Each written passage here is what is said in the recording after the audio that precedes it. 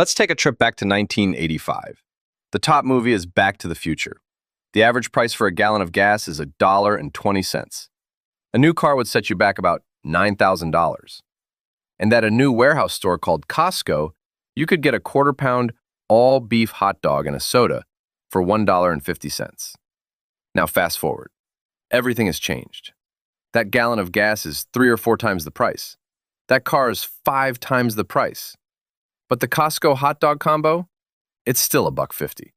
According to the government's own inflation calculator, that price should be somewhere around $4.50 today. That means for nearly 40 years, Costco has been quietly eating a 300% price increase. It's the most stubborn price in America. And it's not an accident. This isn't some forgotten menu item. It's a carefully defended, ruthlessly engineered piece of business genius disguised as a cheap lunch. So how do they do it? The most common theory you'll hear is the soda syrup explanation. People love to say that fountain drinks are basically free money for restaurants. The syrup costs pennies, the water is nearly free, and they sell it for dollars. And in a movie theater or a fast food joint, that's largely true. But at Costco, that math falls apart. Why? 2 words: free. Refills. Once you factor in the cup, the lid, the straw, and the fact that members can, and do, refill their giant 30-ounce cups, any spectacular profit margin evaporates. There is no secret gold mine in the soda fountain that can subsidize millions of hot dogs. The combo on its own is what economists call a loss leader. It's designed to break even at best, and more likely, to lose a little bit of money on every single sale. And that's exactly what Costco wants. The price isn't there to make a profit. It's there to do a job on your brain before you even take a bite. Here's the real game. It's all about creating a price image. That's the overall feeling a shopper gets about a store's value. Retailers know you can't possibly remember the price of all 60,000 items in a store. So your brain creates a shortcut. It latches onto a few known value items, things you buy often, and whose prices you notice. Milk, eggs, a gallon of gas. And at Costco, the hot dog and the rotisserie chicken. These items become mental anchors. If the hot dog is an unbelievable deal, your brain concludes that everything else in this gigantic building must also be an unbelievable deal. It's a brilliant bit of psychological framing. That $1.50 sign near the exit is the most effective piece of advertising in the entire building. It's not selling you lunch, it's selling you confidence. It's a neon promise that you are in the right place to save money, which makes you relax and open your wallet for that 70-inch TV or the pallet of paper towels. And Costco has gone to almost comical lengths to protect this price anchor. The policy is cemented in company lore, thanks to a now legendary boardroom exchange. The current CEO, Craig Jelinek, once told Costco's co-founder, Jim Sinegal, that they were losing money on the combo and needed to raise the price. Sinegal's response was blunt. If you raise the price of the effing hot dog, I will kill you. Figure it out. That threat became policy. Figure it out meant re-engineering their entire supply chain. For years, they sold trusted brands like Hebrew National. But in the late 2000s, to control costs, they did something radical. They became their own hot dog supplier. They opened their own meat processing plants in California and Illinois, creating the Kirkland signature hot dog we know today. They took control of every step, just to shave a few cents off each one.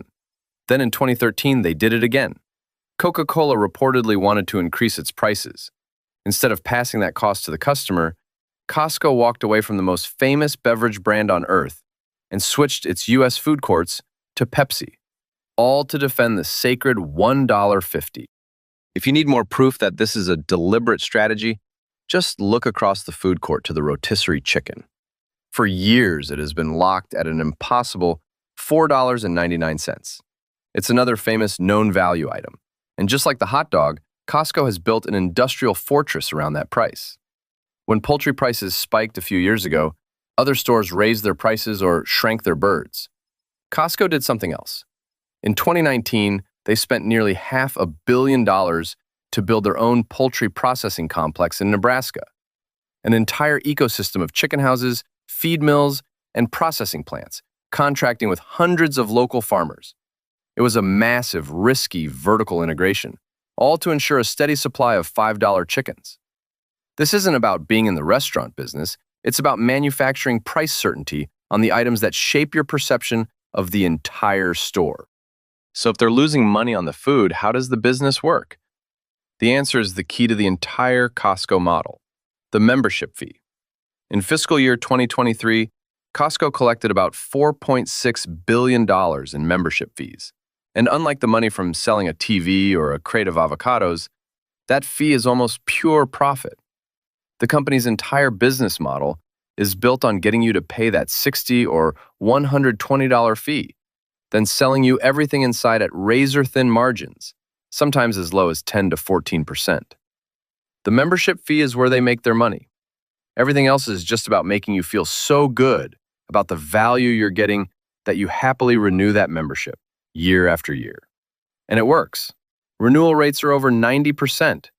From that perspective, losing a few $1,000,000 on hot dogs isn't a bug. It's a feature. It's a tiny marketing expense to secure billions in high-profit recurring revenue. If you're enjoying this breakdown, do us a favor and hit that subscribe button. We decode the hidden economics behind everything every week. The sheer scale of the operation is what turns a simple snack into a national price signal. Costco sells well over 100 million hot dogs a year. In some years, the number creeps closer to 150 million. To put that in perspective, all 30 Major League Baseball teams combined sell around 20 million hot dogs in a full season. Costco outsells America's pastime by 7 or 8 times over. Every single one of those 100 million transactions is a tiny reinforcement of the brand's message: value. It's an in-store billboard that you pay attention to, right at the moment of purchase. And because the hot dog is so famous, it generates endless free advertising.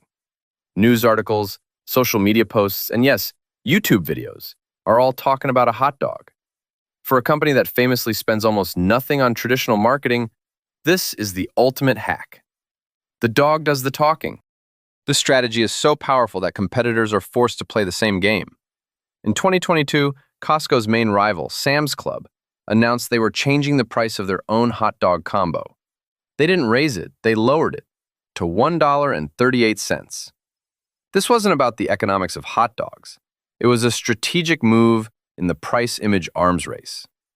That 12-cent difference was a direct message to shoppers. Our anchor is even cheaper than their anchor. When you see competitors fighting over pennies on a single food court item, you know you're not looking at a menu. You're looking at a battlefield for customer psychology. And this playbook is everywhere. It's IKEA's cheap Swedish meatballs, luring you in before you face a maze of flat-pack furniture. It's the gallon of milk at the grocery store, always on sale, and always in the very back corner, forcing you to walk past thousands of other products to get it. So the $1.50 hot dog isn't really lunch. It's a finely tuned psychological tool. It's not a product, it's a message. It's the cheapest and most effective advertisement in retail, and it works by convincing your subconscious that everything around it is a bargain, just waiting to be discovered. It's the reason you walk into Costco for a pack of socks and walk out $200 later feeling like you got a great deal. The hot dog didn't feed you, it gave you permission to spend. Once you see the hidden economics, you'll start seeing these anchors everywhere, quietly shaping your decisions. That's sneakonomics.